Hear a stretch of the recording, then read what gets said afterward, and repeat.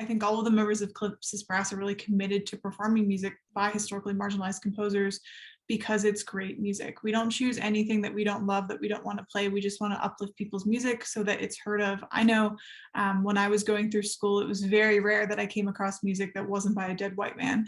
And so just having that exposure, hearing it, I think everyone in our brass quintet has taken the time to do those deep dives and to find the repertoire, and we know people and we're connected, but it's not always that easy, and it's not always something that people do. So we just want to make it accessible and something right there for everyone. So the general gist of that question, I think you've already answered, but just maybe a little bit more, how do you see, what direction do you see the field going? The changes that we're seeing now, what I believe is positive progress, like where do you see that going in the future? What do you hope to see come out of what's happening now? That's a great question. All right, I'm going to answer it in a way that I'm going to talk about something that's very much on my mind, and it's not 100% related to the question, but here we go. So this is I am addressing the future, or the way I'd like to see the future developing. I am noticing in my old age of almost 54 that there are sort of two parallel worlds of classical music going on today. That is classical music that's being created. There's the academic route, and then there's the non-academic, like people in the sort of, how do I say this without being insulting, real world of, that's not a good world. Well, I'll put it this way. Some composers talk about being a professional composer versus being an academic composer. So I'm going to talk in sort of big, bold, hard categories, but in academic music, there seems to be an emphasis on not necessarily the experience of the performers and audience, but more where those notes come from, what is the theory behind it, and the importance of innovation. Innovation seems to be the single most important aspect in a lot of academic contexts. And I might be annoying some people by saying this, but this is just my impression, what I've seen. And then there's the other world, which is the world that I inhabit, where I am completely interested in getting feedback from the performers, and I really care about their experience and writing music to be useful. And I just see these two worlds that are kind of far apart. I mean, I live in Bloomington, Indiana, home of one of the major music schools, the Jacobs School of Music, Indiana University, which is, you know, it's a big deal here. And I have never been asked to come in and give a lecture, or I've never gotten anywhere. I even applied for a job once, and they don't even bring me in for an interview.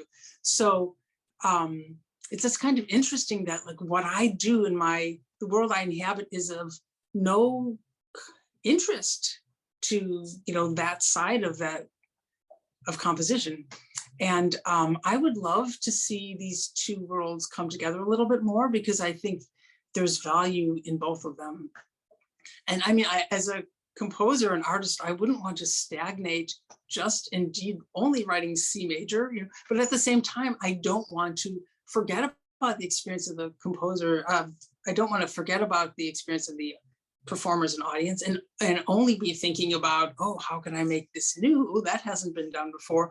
You know, I think that if you focus only on that, great music is not going to result. And the pieces that I see getting performed,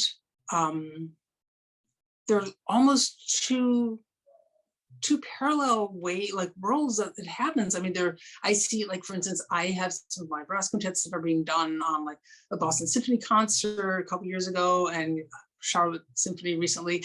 And I assume that it's the players who were suggesting the pieces. And then you have pieces that might get done by, say, the New York Philharmonic, and those tend to be the ones that won a composition competition, which was judged by other composers, and it's part of the academic world. And so I would love to see these two worlds. There's a little more interplay between them. So I guess that's not necessarily my predicting what it's going to look like, because I have no idea. I have been surprised by life these days in so many huge ways, things that I thought never could have possibly happened that have happened. So I don't ask me for any predictions, who knows. But what I would like to see is these two different worlds coming together a little bit more, because I think cross pollination would be better for the music, definitely.